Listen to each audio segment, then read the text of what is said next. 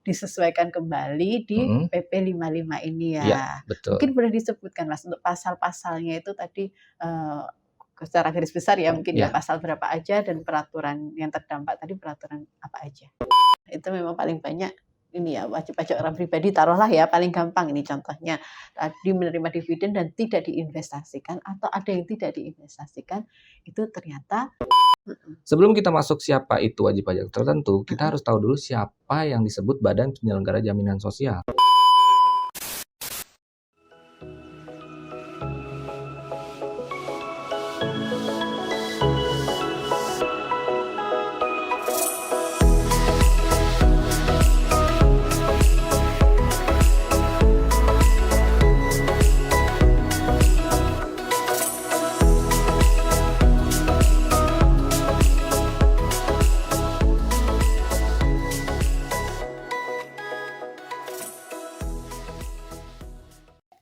Assalamualaikum warahmatullahi wabarakatuh. Apa kabar kawan pajak semua? Kembali lagi ke YouTube channel KPP Wajib Pajak Besar 1. Kali ini bersama saya Dita Julisti akan menemani kalian semua menikmati siaran YouTube channel ini. Oke, seperti biasa nih ya, penyuluh dari KPP Wajib Pajak Besar 1 akan memberikan informasi-informasi tentang dunia perpajakan. Nah, seperti biasa juga, di kesempatan hari ini kita sudah kedatangan narasumber yang juga merupakan penyuluh di KPP Wajib Pajak Besar 1. Ada Mas Rimba Maulana. Halo, apa kabar Mas Rimba? Halo Mbak Dita, baik. Mbak Dita, gimana kabarnya Mbak Dita? Alhamdulillah sehat. Mbak Dita kelihatan cantik banget hari ini. Terima kasih. Mas Rimba juga kelihatan menawan. Ya, ini sebenarnya episode perdana kita ya. Iya. Debut kita di tahun 2023. Nah, seperti biasa akan ada rangkaian ya penyampaian edukasi kepada kawan pajak semua. Itu seperti misalnya nih kemarin nih akhir tahun 2022 itu ada beberapa peraturan yang diterbitkan oleh pemerintah. Betul. Di bidang perpajakan ya. Betul sekali. Seperti ada PP 44, PP 49, PP 50 dan PP 55. Jadi ada 4 peraturan pemerintah kemarin yang memang dikeluarkan di tahun 2022 di akhir ya khususnya di Desember 2022. Nah, di kesempatan kali ini kita akan sedikit Mas ya membahas tentang PP 55 ya. Biasanya nyebutnya peraturan pemerintah nomor 55 tahun 2022. Nah, ini biar kita lebih tahu ya, tahu lebih dalam lagi tentang PP 55. Mungkin kita nyebutnya memang enaknya PP 55 ya Mas PP 55 ya Mbak, biar simpel ya. Simpel dan lebih ini ya, enak lah kita tuh nyebutnya nggak terlalu panjang ya. Betul. Nah sekarang PP 55 itu Mas Rimba sebenarnya tentang apa sih PP 55 ini? Oke, kita bicara tentangnya ya Mbak. Tentangnya. Kalau PP 55 sendiri itu kan seperti kita bisa lihat di layar ya Mbak Dita. PP 55 itu adalah tentang penyesuaian pengaturan di bidang pajak penghasilan. Oh, jadi hanya di bidang pajak penghasilan saja? Di bidang pajak penghasilan. Kalau yang lain-lain?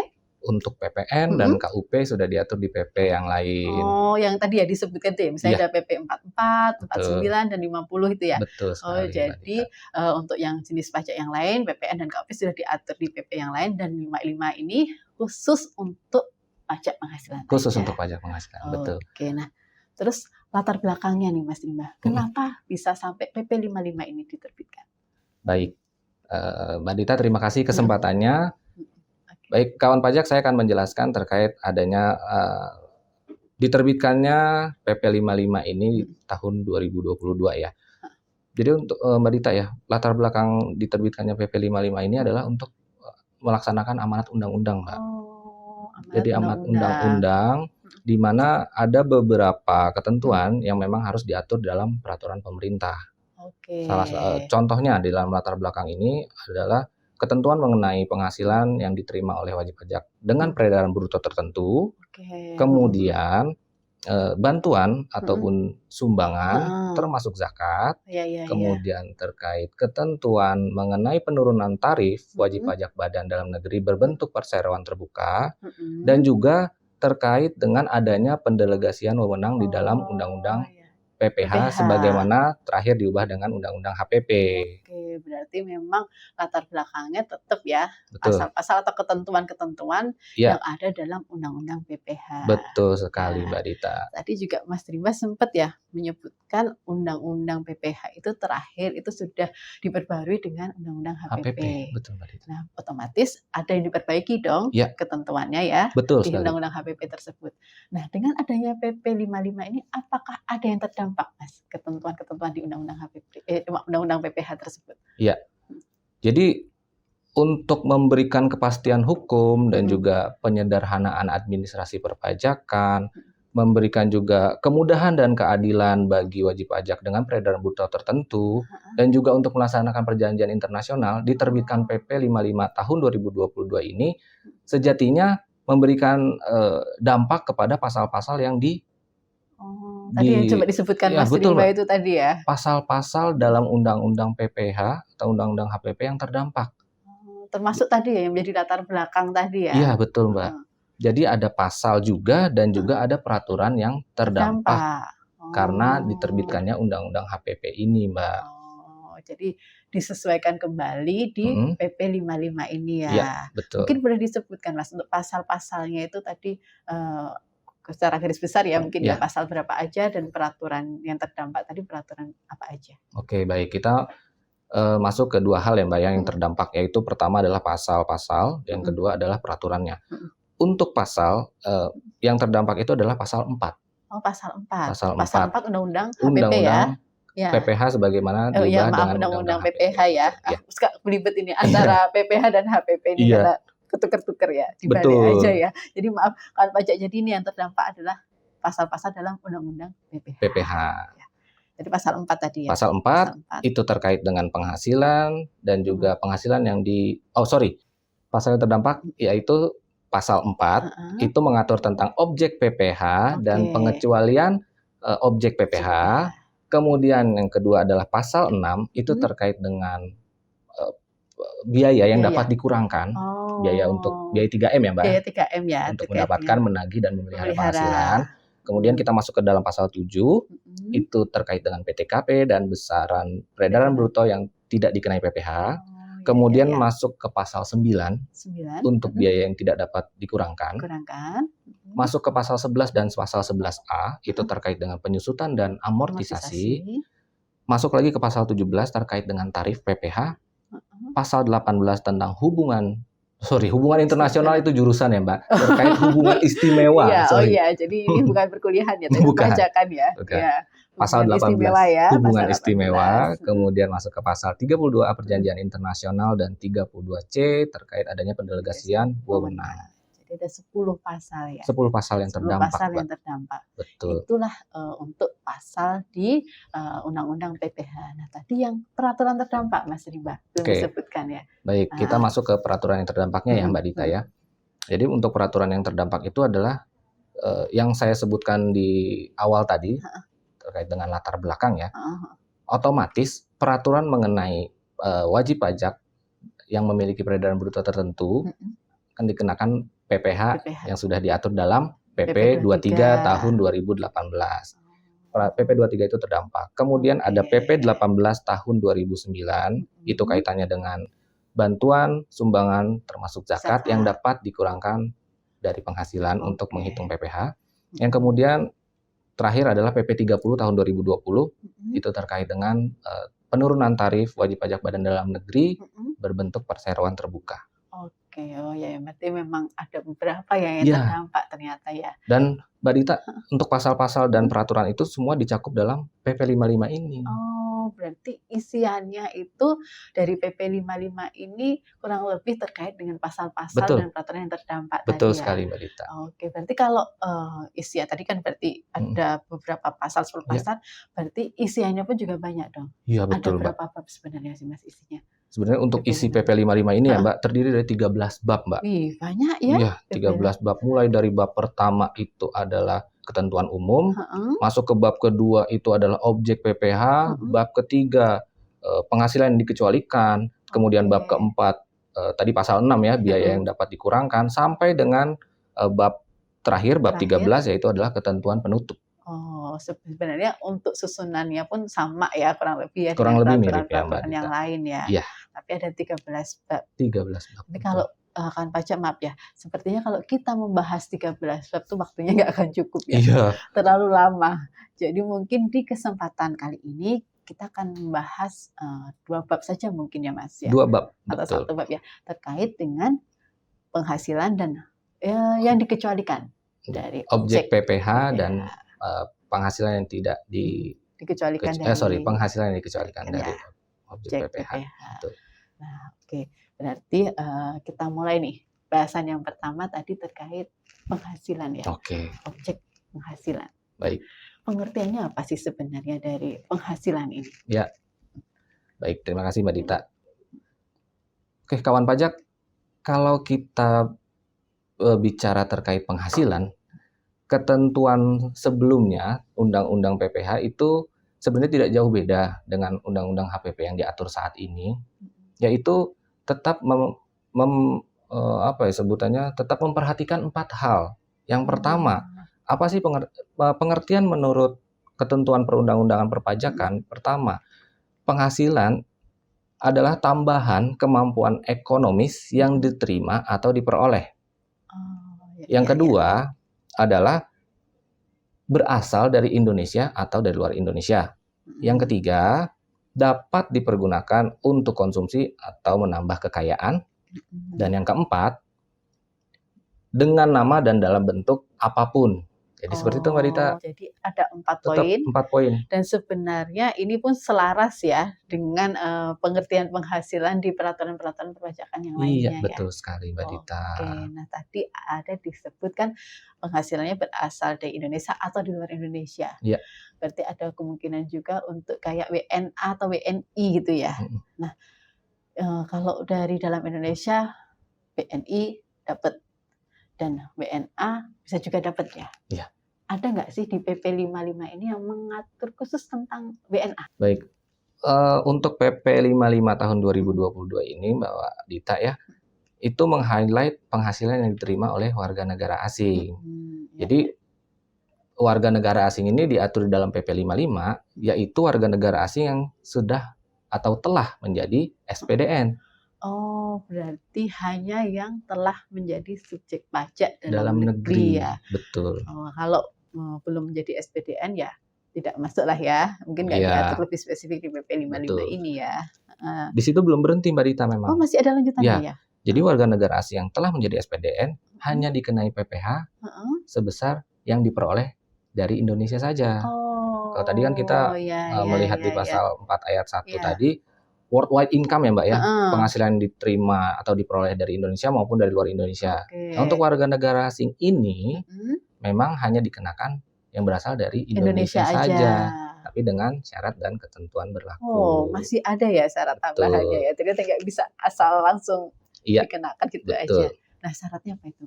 Syaratnya ada 2 syarat nih Mbak. Yang pertama, memiliki keahlian tertentu sesuai dengan peraturan perundang-undangan. Dan yang kedua, berlaku selama 4 tahun pajak sejak menjadi SPDN. Oh, maaf nih.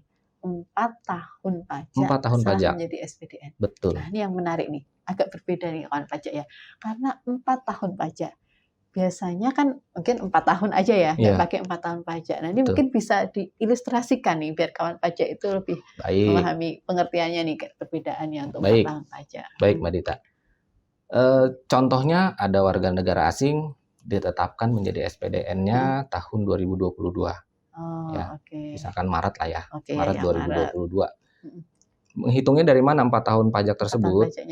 Jadi 2022, 2023, 2024, dan 2025. Jadi berarti 4 tahunnya sampai dihitung. 2025 dan 2022 ini dianggap udah 1 tahun pajak ya, meskipun nggak dari awal tahun. Betul, jadi sekali. Kalau misalnya tadi itu ditetapkan menjadi SPDN itu di Maret 2022 itu nggak serta-merta langsung sampai 4 tahunnya itu 2026 enggak ya? Iya, tidak. Tapi ternyata sampai 2025 saja ya. Betul, sampai 2000. Bagaimana kalau 2026-nya? Berarti masuk ke dalam definisi menerima penghasilannya dari Indonesia dan luar Indonesia. Jadi tidak masuk dalam definisi WNA yang dapat menghitung penghasilannya hanya dari Indonesia Indonesia saja. saja ya. Betul. Oke. Terus ada ketentuan lain nggak Mas Rimba terkait itu? Ya. Mm-mm. Definisi tadi yang saya sebutkan Mbak Dita ya, definisi penghasilan yang berasal dari Indonesia itu ternyata yang diatur dalam PP 55 adalah penghasilan yang diterima oleh warga negara asing sehubungan dengan pekerjaan, jasa ataupun kegiatan di Indonesia, tapi dibayarkan ke luar negeri atau dibayarkannya di luar negeri, itu masuk dalam definisi penghasilan yang diperoleh dari Termasuk Indonesia. ya. Betul. Berarti itu dikenakan PPh ya? Dikenakan PPh. Itu maksudnya gini Mbak Dita, itu masuk dalam pengertian penghasilan yang berasal dari Indonesia. Betul. Berarti yang dilihat itu sumbernya ya, meskipun diterimanya nanti atau dibayarkannya itu di luar negeri ya. Betul. Contohnya gini deh Mbak Dita ya. Contohnya warga negara asing bekerjanya di sini nih, kegiatannya ada di Indonesia, tapi ternyata dibayarkannya ke keluarganya di negara asalnya. Itu masuk dalam definisi penghasilan yang berasal dari Indonesia. Seperti itu. Mungkin nanti kalau ada kawan pajak yang punya ini ya, tenaga kerja asing nih yang telah ditetapkan menjadi SPDN, nah mungkin bisa mengikuti ketentuan di PP 55 untuk penghitungannya. Oh ya Mas Rimba, tadi kan disebut juga memenuhi kriteria tertentu ya. Iya. Nah, kriteria tertentu untuk tenaga kerja asing atau mungkin ini ya WNA yang telah menjadi SPDN itu apa? Oke, kriteria keahlian tertentu ya, Mbak Dita ya. Kriteria keahlian tertentu. Mungkin sebelum kita masuk ke kriteria keahlian tertentu, di sini saya juga mau menyampaikan ya Mbak Dita. Kalau kita bicara kaitannya dengan negara asing atau warga negara asing, itu pasti ada hubungannya dengan negara lawan ini ya. Iya, negara mitra asalnya negara ya. Asalnya gitulah ya. Ya, betul. Jadi ketika ada perjanjian penghindaran pajak berganda, nah di situ yang harus dipatuhi ya jatuhnya gitu ya Pak ya. Jadi kita harus melihat ketentuan di P3B tersebut, jadi tidak mengikuti ketentuan dari undang-undang. Oh iya, jadi tetap ya kita mengikuti ketentuan yang ada di P3B, betul, sesuai dengan perjanjian antara Indonesia dengan negara asal si WNA tersebut, betul. Berarti kita sekarang untuk masuk ke dalam kriteria keahlian tertentu ini, jelas tadi disyaratkan WNA yang memiliki keahlian tertentu. Dan di sini keahlian tertentu itu meliputi tenaga kerja asing yang menduduki pos atau jabatan kedudukan tertentu, Mbak. Itu ditetapkan oleh Menteri Tenaga Kerja. Oh, nggak bisa sembarangan berarti ya? Tidak bisa. Harus ada penetapannya. Harus penggunaan tenaga kerja asing tersebut ditetapkan oleh Menteri Tenaga Kerja. Atau satu lagi, ini peneliti asing bisa, Mbak. Oh, jadi nggak cuma tenaga kerja asing tadi. Ya? Betul. Ada juga peneliti asing. Ada juga peneliti asing yang ditetapkan oleh Kepala Badan Riset dan Inovasi Nasional. Oh, beda ya. Kalau peneliti itu oleh Kepala BRIN, kalau tadi yang tenaga kerja itu asing oleh Menaker. Betul sekali, Mbak Dita. Oke. Di situ ya. Iya. Nah, terus ini sepertinya untuk kriteria penghasilan dan tadi yang ini ya warga negara asing yang telah ditetapkan menjadi SPDN dan memenuhi kriteria tertentu sepertinya sudah cukup dibahas ini. Ada lagi, satu lagi Mbak Dita. Ternyata masih ada lagi? Betul. Apa lagi nih Mas Indra? Ini sebelum biar kawan pajak ini lebih tahu. Sebelum dilanjutkan ya Mbak Dita. Jadi mohon izin saya lanjutkan Mbak Dita. Jadi kriteria keahlian tertentu ini itu memiliki keahliannya itu di bidang ilmu pengetahuan, ilmu teknologi, dan atau ilmu matematika, Mbak. Oh, ilmunya pun juga ditentukan ya? Sudah ada diatur di dalam PP 55 ini adalah ilmu pengetahuan, teknologi, dan matematika. Nah, kalau seandainya disebut ahli, pasti kan ada suatu dokumen atau untuk membuktikannya kalau ya. Memang ini yang bersangkutan ini benar-benar ahli ya. Betul. Pembuktiannya pertama harus ada sertifikat. Dan sertifikatnya ini adalah sertifikat yang dikeluarkan oleh lembaga yang ditunjuk dari pemerintah Indonesia ataupun pemerintah tempat tenaga kerja asing tersebut berasal. Oh, jadi boleh diakui ya baik dari Indonesia maupun negara asalnya sana ya? Boleh. Terus ada lagi nggak? Kemudian bisa juga dibuktikan dengan ijazah pendidikan. Jadi warga negara asing itu sudah mengemban pendidikan di keahlian sesuai bidangnya gitu. Ya? Betul Mbak Dita. dan atau. Jadi boleh nih. Oh, Dan boleh. atau, Tiga-tiganya boleh salah satu nih. betul. Mungkin ya. Dan atau pengalaman kerja Heeh. sekurang-kurangnya 5 tahun di bidang Oh, yang tadi. iya, pembuktian lah ya. Pembuktiannya betul. Masa iya kita punya sertifikat sama ijazah doang tapi nggak dipraktekkan juga. Iya. Belum tentu ya Betul. terbukti ya mungkin Betul, ya. betul Mbak Dita. Terus ada lagi nggak Mas mungkin? Tambahannya. Kalau kaitannya dengan kriteria tertentu ini, kriteria keahlian tertentu ini ya. memang sudah dibahas di dalam ketentuan lebih lanjutnya, dibahas di dalam Peraturan Menteri Keuangan Nomor 18 Tahun 2021. Oh, iya ya. Oke ya. Nah, nih sekarang kita lanjut lagi ke yang dikecualikan sebagai objek PPh. Iya. Ya.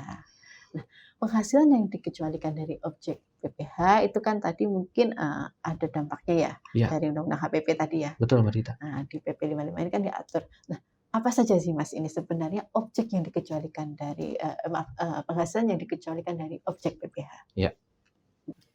Baik, Mbak Dita.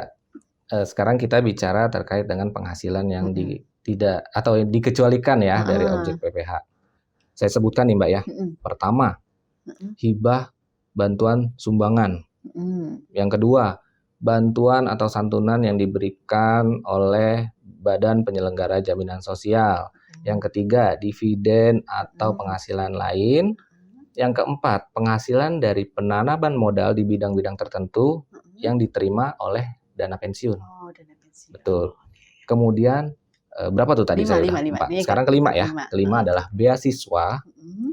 Terus yang keenam, sisa lebih yang diterima atau diperoleh badan atau lembaga non-profit di bidang pendidikan, di bidang penelitian, sosial, atau keagamaan. Oh, iya, iya, iya. Sudah banyak, sudah 6. Satu lagi, Mbak. Oh, masih ada satu lagi. 7 nih berarti total ya? Iya, dana setoran biaya penyelenggaraan ibadah haji. Atau ibadah haji khusus lah. Ada juga kan ibadah haji dan ibadah haji khusus. Kemudian penghasilan dari pengembangan keuangan haji dalam bidang instrumen tertentu yang diterima Badan Pengelola Keuangan Haji. Nanti satu-satu kita kupas, Mbak. Oke, satu-satu ya. Satu-satu kita kupas. Bagaimana jadi sih? Ada 7 tadi ya. Betul. Ada 7 penghasilan nih yang dikecualikan. Oke, kawan pajak, sesuai janji Mas Rimba nih, akan membahas satu-satu. Ya kan? Nah, kita mulai dari yang pertama kalau gitu ya Mas Rimba. Ya, baik. Tentang tadi hibah, bantuan atau sumbangan. Ya. Nah, itu kriterianya nih Mas ya, agar bisa dikecualikan ya sebagai objek PPh berdasarkan PP 55 ini, itu seperti gimana sih Mas ceritanya? Baik, kita masuk, kalau kita bicara hibah, bantuan atau sumbangan yang dikecualikan, itu bisa kita lihat dari dua sisi Mbak. Dari sisi pemberi ataupun dari sisi penerima. Oh, beda ya perlakuannya itu? Sama. Oh, sebenarnya sama? Sebenarnya sama-sama dikecualikan. Oh. Jadi baik yang memberi ataupun menerima, itu dikecualikan. Namun ke siapa? Yang kita bicarakan ini ke siapa atau dari siapa? Iya. Satu, hibah, contohnya ya hibah keluarga dari, hibah yang diberikan kepada keluarga sedara 1 derajat garis lurus. Oh, 1 derajat garis lurus. Paham nggak Mbak? Iya. 1 derajat turun, garis lurus. Kan? Naik turun, betul. Contohnya pemberian hibah dari orang tua ke anak. Oh, kalau dari anak sebaliknya. Ke orang tua? Ya, itu dia. Atau sebaliknya, dari anak ke orang tua. Itu dikecualikan. Kalau misalnya kakak beradik nih? Kakak beradik berarti horizontal ya, menyamping, itu tidak termasuk dalam ketentuan hibah yang dikecualikan. Oke, siap. Terus ada lagi mungkin? Yang kedua, diberikan kepada atau diterima oleh badan keagamaan, kemudian diberikan atau diperoleh badan pendidikan, badan sosial, diberikan juga hibah tersebut kepada koperasi. Oh, koperasi juga. Betul. Atau pemberian hibah, bantuan atau sumbangan kepada orang pribadi yang menjalankan usaha mikro dan kecil. Oh, orang pribadi hanya mikro dan kecil aja ya? Iya. Kalau yang kriteria yang menengah? Menengah tidak. Oh, enggak ada. Mikro dan kecil saja. Oke. Dan hibah ini Mbak Dita ya, hibah ini bisa dalam berupa uang ataupun barang. Oh, jadi memang hanya bisa berupa uang atau barang ya? Iya, betul Mbak Dita. Karena kalau dipikir-pikir memang susah ya kan pajak ya, kita misalnya memberi hibah dalam bentuk barang tak berwujud. Iya, agak susah juga ya. susah juga ya. Iya, jadi ya amannya lah ya barang atau uang.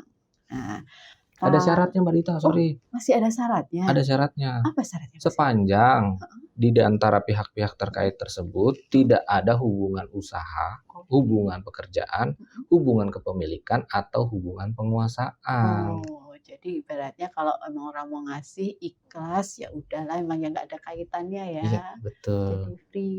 Free. Ya, free. Maksudnya ya kita nggak ada hubungan apapun ya. Iya, tidak ada conflict of interest ya Mbak ya. Iya, iya, oke. Nah, nih udah mungkin tadi yang pertama untuk hibah, bantuan dan sumbangan. Iya.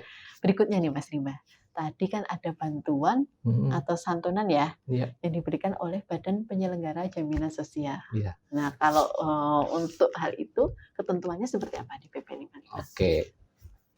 Bantuan atau santunan dari Badan Penyelenggara Jaminan Sosial. Di sini disebutkan Mbak di PP 55 kepada wajib pajak tertentu. Oh, ada ininya ya, ada syarat khusus lagi. Jadi dari semua peraturan pun ada syarat khususnya ya. Iya, betul, dari kepada wajib pajak tertentu. Sebelum kita masuk siapa itu wajib pajak tertentu, kita harus tahu dulu siapa yang disebut Badan Penyelenggara Jaminan Sosial. Oh, itu juga ada ketentuannya. Nggak Memang semuanya bisa ya? Iya, tidak semuanya. Yang pertama, bisa kita sering dengar BPJS Kesehatan, BPJS Ketenagakerjaan, PT Taspen, PT Asabri, ataupun badan hukum lainnya yang dibentuk untuk menyelenggarakan program jaminan sosial. Oh, jadi memang sudah ditentukan nih Sudah. ya, badan penyelenggaranya ya. Betul. Nah, terus tadi diberikan kepada wajib pajak tertentu. Nah, siapa itu wajib pajak tertentu? Siapa aja itu? Nah, itu wajib pajak atau anggota masyarakat yang golongan tidak mampu. Oh, golongan tidak mampu. Satu. Yang kedua, yang mengalami bencana alam. Dan yang ketiga, yang tertimpa musibah. Tertimpa musibah ya? Betul. Jadi memang diberikan asas keadilan ya? Asas keadilan. Karena masa iya sih orang sudah terkena musibah, terkena bencana, dari bantuannya kita masih potong lagi dipotong PPh-nya. pajak. Sepertinya tidak adil ya Mbak ya. Karena kalau kita bicara ke salah satu ketentuan di pasal 6, itu preminya sudah dikenai pajak. Jadi klaimnya itu tidak dikenai pajak, dikecualikan. Bisa betul. 2 kali ya nanti kenanya ya kalau dikenakan. Dan di sini Mbak, untuk wajib pajak atau anggota masyarakat yang tertimpa musibah, itu kan bukan berarti tahu-tahu, aduh tangan saya keiris pisau nih, saya kena musibah. Bukan ya kawan pajak. Bukan seperti itu ya. Jadi, bukan. Masa iya cuman keiris pisau aja jadi musibah. Iya, itu bukan musibah ya Mbak, itu muslihat namanya. Ya, jadi memang musibah ini tuh yang disebutkan adalah memang dia diprediksi tidak tahu kalau akan tertimpa suatu, misalkan kecelakaan. Oh iya. Kan kecelakaan tidak direncanakan ya Mbak ya. Kalau direncanakan kecelakaan berarti kan namanya iya, udah niat itu ya, mau mencelakai dirinya sendiri gitu ya. Betul sekali. Toh juga kalau seandainya ternyata, misalkan contoh ya Mbak, dia sengaja tertimpa musibah, kan toh klaim asuransinya juga pasti nggak dapet dong. Iya.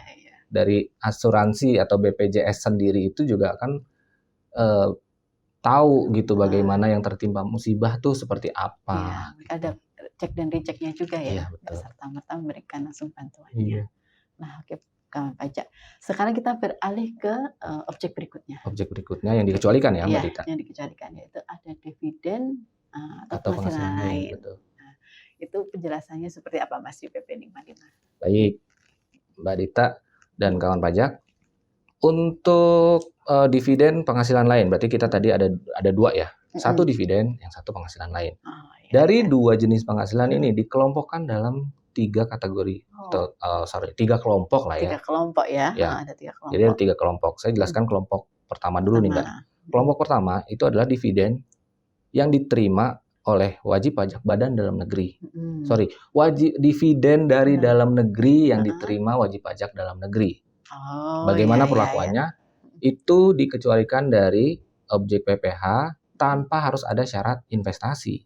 Oh, jadi udahlah ya, begitu terima ya udahlah aku aman lah ya, nggak dipotong PPh ataupun aku nggak perlu menyertakan PPh-nya ya. Betul. Itu kelompok pertama. Iya, kelompok pertama hanya satu. Terus kemudian masuk ke kelompok kedua. Kelompok kedua itu adalah dividen dari dalam negeri yang diterima oleh wajib pajak orang pribadi. Oh, tadi dividen dalam negeri diterima wajib pajak badan. Sekarang diterima orang pribadi ya? Betul. Jadi ini di kelompok 2. Di kelompok 2 ini ada 3 jenis penghasilannya, Mbak. Jadi dividen dari dalam negeri yang diterima orang pribadi, dividen dari luar negeri yang sahamnya diperdagangkan di bursa efek, kemudian penghasilan luar negeri yang tidak melalui BUT. Bagaimana perlakuannya? Ketentuannya gimana nih? Itu dikecualikan. Bisa juga ya dikecualikan? Bisa dikecualikan sepanjang diinvestasikan di wilayah NKRI dalam jangka waktu tertentu. Oh, jadi kalau yang badan tadi nih ya kawan pajak nggak perlu diinvestasikan, bisa langsung bebas. Kalau yang kelompok 2 ini tadi yang ada 3 itu tadi ya Mas ya, yang diterima orang pribadi ya, dalam negeri, terus kemudian ada yang dari ini ya, dividen dari luar negeri yang sahamnya diperjualkan di bursa efek, kemudian sama laba itu ya Mas ya, tadi yang diterima melalui BUT luar negeri, itu bisa dikecualikan asal diinvestasikan dalam jangka waktu tertentu dan di wilayah NKRI. Oke, ini kelompok 2. Kelompok 2. Nah, kelompok berikutnya kemudian masuk ke kelompok 3.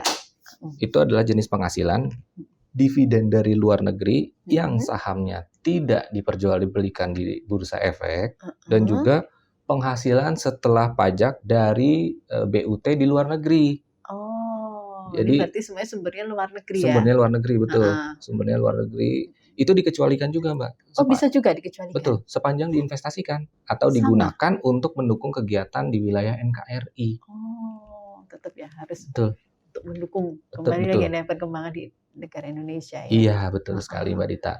Dan ada lagi tambahannya, yaitu paling sedikit 30% dari laba setelah pajak. Oke. Jadi kalau tadi yang kelompok 2 itu nggak ada batasan nominal, kalau yang di kelompok 3 ini ada ya? Iya, untuk penghasilan lain tadi ya Mbak. Untuk penghasilan betul. Lain. Oke, nah terus ada lagi nggak Mas syarat tambahannya biar bisa dikecualikan itu? Saya kepikirannya ini terkait yang dividen ya Mbak. Jadi kalau dividen ini memang harus dibagikannya tidak tahu-tahu diberikan dividen gitu.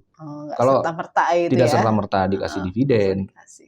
Jadi dividen ini diberikan berdasarkan RUPS atau dividen interim. Iya. Harus ada kesepakatan dulu lah ya. Iya, gitu betul. Ya. Harus ada resminya.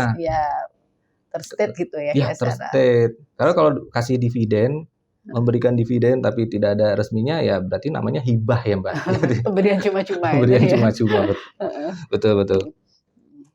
Kemudian kalau tadi saya bicara terkait dengan investasi, dividen yang kelompok 2 deh, kelompok 2 dan kelompok 3. Ketika masuk ke dalam kelompok 2 Mbak Dita, masuk kelompok 2 kan ada yang diinvestasikan. Bagaimana kalau seandainya nanti tidak ada selisih yang tidak diinvestasikan?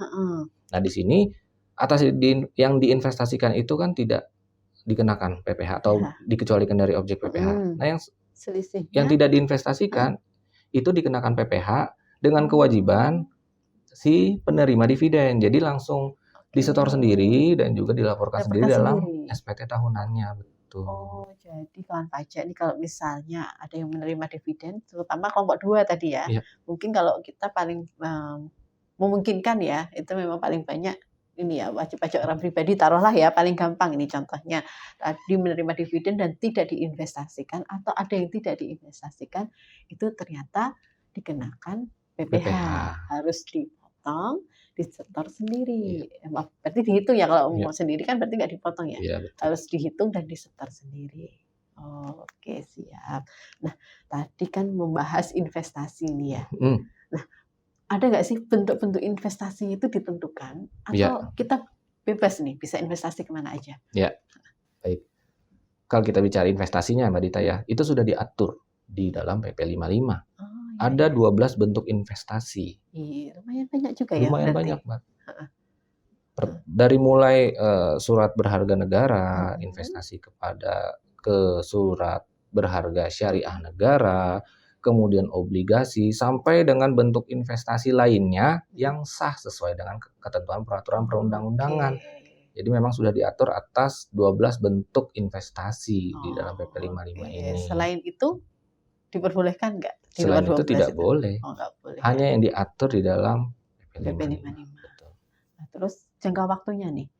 Terus jangka waktu Jangka untuk waktu untuk investasinya? menginvestasi ya, Mbak Iya, Dita ya? batas waktu berarti ya. Iya, Heeh, batas batas waktu. waktu. Sampai kapan sih kita harus menginvestasikan? Ini paling lambat kapan harus Paling lambat. menginvestasikan? Baik, Mbak Dita, Mm-mm. saya masuk ke contohnya ya. Tadi, misalkan saya selaku orang pribadi dapat dividen. November 2022 saya dapat dividen. Kapan batas waktu saya harus menginvestasikan? Itu adalah 31 Maret 2023. Oh, 3 Akhir bulan ya bulan berarti ketiga. ya. Akhir bulan ketiga. Betul, akhir bulan ketiga sejak tahun pajak berakhir. Diterimanya ini ya, dividen tersebut ya, atau Betul. penghasilan lain Setelah itu tahun ya. pajak diperolehnya dividen. Nah, terus Kalau saya atau kalau diterimanya, bagaimana kalau diterimanya oleh badan nih, oleh tadi wajib kan pajak contohnya badan ya. orang pribadi. Kalau tadi orang pribadi akhir bulan ketiga, badan itu akhir bulan keempat. Oh, akhir bulan keempat. Ya, kalau jadi misalnya contohnya tadi di misalkan November 2022 berarti nanti kapan di paling lambatnya? April 2023. 30 April 2023. Oke, batas waktunya pokoknya maksimal itu tadi ya, 3 bulan sama 4 bulan ya. Betul.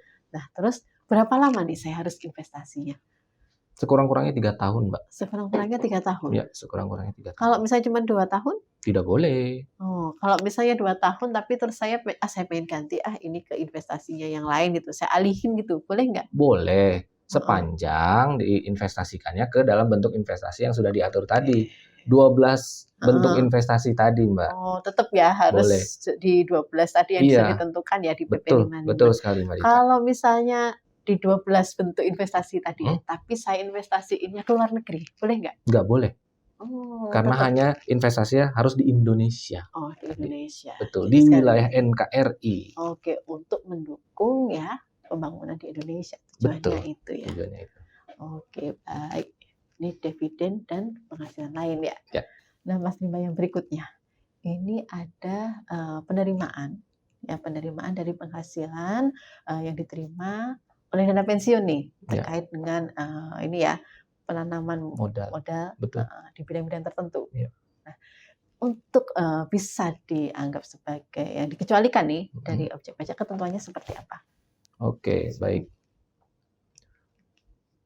Jadi kalau kita bicara dana pensiun, biasanya kan dana pensiun itu menerima iuran ya Mbak Edita ya dari anggota, dari peserta ya, peserta dana pensiun. Itu bisa atau dapat diinvestasikan ke misalkan ke bank yang ada di Indonesia. Kan ketika melakukan investasi ke bank dalam bentuk misalkan deposito, bunga, sertifikat deposito, itu kan bisa saja ya dana pensiun itu menginvestasikan ke instrumen keuangan tersebut. Terus dapat dapat nih penghasilan dari depositonya. Itu ya. Iya, betul. Modalnya. Itu dikecualikan, Mbak. Tidak apa-apa. Jadi ketika bunga deposito itu diterima oleh dari bank ke dana pensiun, itu bukan objek PPh. Baik itu bank konvensional ataupun bank yang dengan prinsip syariah. Oh, oke. Ya. Terus ada nggak syarat tambahannya lagi nih? Syarat tambahannya ya? Yang pasti Mbak, dana pensiun ini harus sudah disahkan oleh OJK. Oh, jadi pendiriannya itu disahkan OJK. Oh, kalau disahkan, mungkin dulu kan ini ya, ada yang disahkan sama Menteri Keuangan. Betul. Dulu itu boleh. Boleh. Setelah yang disahkan oleh Menteri Keuangan itu sebelum beralihnya fungsi, tugas, dan wewenang pengaturan serta pengawasan dana pensiun dari Menkeu kepada OJK, yaitu pada tanggal 31 Desember 2012 ya, saat itu ya Mbak ya. 31 Desember 2012. Jadi boleh lah ya, kalau misalnya memang disahkan oleh Menteri Keuangan. Boleh. Ya. Nah, terus lanjut lagi nih yang berikutnya. Ini kan banyak ya, ternyata ya cukup banyak. Yang akan kita bahas berikutnya adalah beasiswa. Nah, kalau beasiswa seperti apa? Beasiswa ya. Dari namanya beasiswa berarti kita mendapatkan uang untuk sekolah gitu ya Mbak ya. Untuk sekolah. Identiknya kan gitu ya. Bentuk pendidikan gitu. Nah, di sini beasiswa pun juga dikecualikan dari objek PPh dengan persyaratan tertentu, yaitu tetap ya ada persyaratannya ya. Iya, ada persyaratannya. Yang menerima adalah warga negara Indonesia. Oh, WNI. Ya, WNI. WNA nggak boleh dapat beasiswa dari Indonesia. Tidak. Oh, ya, Tidak. hanya WNI. Hanya WNI. Ya. Yang kedua, mengikuti pendidikan formal atau pendidikan non formal yang dilaksanakan dengan tujuan ke luar negeri maupun dalam negeri. Oke, jadi kalau tadi yang menerima harus WNI, Yes, tapi sekolahnya atau pendidikan yang dia tempuh itu bisa di luar negeri ya, bisa di nggak dalam hanya negeri dan terkunci luar di negeri. dalam negeri Betul saja. sekali, Mbak Dita. Oke, sip penjelasan yang menarik. Mungkin ini Mas Dimas siapa tahu ya berikutnya dapat Ya beasiswa. amin, Iya, dapat ini beasiswa kalau ya. baca kita doakan bersama ya. Selanjutnya tadi juga ada sisa lebih ya, Ya. yang diterima oleh badan atau lembaga nirlaba Ya. ya, yang bergerak di bidang penelitian, pengembangan, kemudian sosial dan atau keagamaan. Betul. Ketentuan lebih lanjutnya seperti apa, Mas Rimba? Oke. Baik, Mbak Dita. Untuk sisa lebih sendiri kita kan harus tahu dulu nih, apa sih maksud sisa lebih? Nah, ya. Sebenarnya sisa lebih itu sama aja keuntungan sih, Mbak. Keuntungan kalau seandainya kita bicaranya kepada badan profit yang profit oriented, betul. Tapi karena ini adalah lembaga non profit, disebutnya adalah sisa lebih. Jadi mirip seperti keuntungan lah ya. Ya, mirip seperti keuntungan. Asalnya dari mana sih sisa lebih?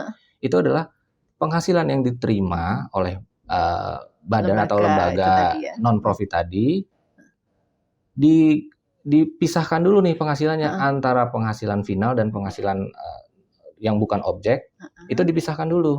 Jadi memang penghasilan yang bisa digabung ya. Tidak bisa digabung, hanya penghasilan yang sudah dipisahkan penghasilan final dan bukan objek dikurangi dengan biaya-biaya untuk mendapatkan, menagih dan memelihara penghasilan tersebut. Jadi kayak ibaratnya keuntungan bersih ya. Iya, keuntungan bersih. Betul. Oke. Nah, terus ketentuannya gimana? Kan tadi misalnya di bidang pendidikan ya. Di bidang pendidikan dan kemudian ada juga penelitian, keagamaan, dan sosial. Nah, itu ketentuannya seperti apa untuk penentuan di bidang-bidang tersebut? Baik. Kalau saya bicaranya untuk bidang pendidikan dan penelitian dulu ya, Mbak Dita. Kalau bidang pendidikan dan penelitian, itu sisa lebihnya jika digunakan untuk pembangunan dan atau pengadaan sarana dan prasarana yang berada di wilayah NKRI. Dan terkait dengan pendidikan tadi ya, penelitian ya. Iya, betul. Terkait misalnya kayak laboratorium gitu ya. Bisa masuk ya. Betul. Atau juga asrama sekolah betul. gitu ya. Betul. Masuk ya kriteria itu. Itu untuk bidang pendidikan dan pelatihan ya, Mbak ya. Bagaimana dengan bidang sosial ataupun keagamaan? Itu untuk pengadaan sarana dan prasarana saja, Mbak. Sarana dan prasarana terkait dengan kegiatan ditanamkan sosial. Kembali dalam bentuk sarana dan prasarana sosial ataupun keagamaan. Betul. Terus berapa lama tuh, Mas Mbak? Kan tadi bisa untuk pembangunan sarana prasarana atau mungkin ditanamkan kembali itu ya. Itu berapa lama? Atau bolehkah ya udah sekali langsung habis brek selamanya atau sebenarnya hanya sekali aja selama 1 tahun aja gitu? Tidak, Mbak Dita. Jadi yang diatur di PP 55 ini adalah dilakukan paling lama 4 tahun sejak sisa lebih itu diterima ataupun diperoleh. 4 tahun aja ya? 4 tahun. Bukan tahun pajak ya? Bukan. 4 tahun kalender. 4 tahun, ya. Sejak diterima. Betul, sejak diterima. Oke, baiklah. Mungkin kawan pajak terkait dengan sisa lebih sepertinya sudah cukup dan kita akan lanjut ke yang terakhir nih, Mas Rimba. Iya. Yang terakhir ini adalah setoran ya. Dana setoran. Dana setoran biaya penyelenggaraan ibadah haji dan atau biaya penyelenggaraan ibadah haji khusus ya, termasuk juga dengan penghasilan dari pengembangan dana keuangan haji tersebut. Iya. Nah, itu lebih lanjutnya seperti apa sih, Mas Rimba, biar kawan pajak itu mengenal lebih dalam. Baik. Sebelum saya masuk mana yang dikecualikan, Mbak, kita harus tahu dulu nih, penerimaan Badan Pengelola Keuangan Haji itu apa aja sih? Ada 5, Mbak. Ada 5 ya? Ya, pertama, setoran, biaya penyelenggaraan ibadah haji dan atau biaya penyelenggaraan ibadah haji khusus. Biasanya kita bayarkan ya kalau kita mau daftar haji, haji itu ya yang kita bayarkan ya. Pertama. Yang kedua, nilai manfaat keuangan haji berupa penghasilan dari pengembangan keuangan haji. Oke. Jadi diolah dulu ya jatuhnya ya. Betul. Yang ketiga, dana efisiensi penyelenggaraan ibadah haji. Yang keempat, dana abadi umat. Oh, dana abadi umat. Dan yang kelima, sumber lain yang sah dan tidak mengikat. Oh, oke. Nah, dari 5 penghasilan tadi, yang dikecualikan itu adalah 2. Cuma 2 aja? 2 aja, yaitu setoran biaya penyelenggaraan ibadah haji dan atau ibadah haji khusus. Sama satu lagi adalah penghasilan dari pengembangan keuangan haji. Oh, penghasilan dari pengembangan keuangan Iya. haji. Hanya 2, dari 5 hanya 2? Betul, hanya Kalau 2. dana setoran ya udahlah, mungkin kita sudah paham ya. Betul. Tadi kan ada dana pengembangan ya? Iya, Dana pengembangan tadi kan dikelola untuk di bidang atau instrumen keuangan tertentu. Betul. Nah, itu contohnya di bidang apa nih? Oke, baik. Contohnya ya, Mbak. Contohnya tuh seperti imbal hasil dari giro, kemudian deposito, sertifikat deposito, yang diinvestasikan di bank di Indonesia dengan prinsip syariah. Harus prinsip syariah? Betul, prinsip syariah. Konvensional berarti belum bisa? Belum. Di sini yang diatur adalah ya? prinsip syariah. Oke. Kemudian obligasi yang diperdagangkan atau dilaporkan perdagangannya pada bursa efek di Indonesia dengan prinsip syariah juga. Oh, tetap ya? Betul. Syariah kuncinya. Betul. Terus ada lagi, Mas Dimam? Terus bagian laba yang diterima atau diperoleh dari unit penyertaan kontrak investasi kolektif yang berupa imbal hasil reksadana syariah. Oke, itu 3. Ya. Terus sebenarnya panjang nih, Mbak. Ada kontrak investasi kolektif syariah dan sebagainya. Pada intinya sangat detail ya di PP ya. Mungkin nanti kawan pajak bisa juga baca lebih lanjut di PP-nya ya. Betul. Kemudian penjualan investasi dalam bentuk emas batangan atau rekening emas yang dikelola lembaga keuangan syariah. Tetap ya syariah lagi ya. Yang berbentuk syariah. Oke, yang nggak syariah ada nggak nih? Supaya sejalan dengan ibadah haji gitu, Mbak. Oh ya, ibadah jadi memang dikhususkan ya. Iya.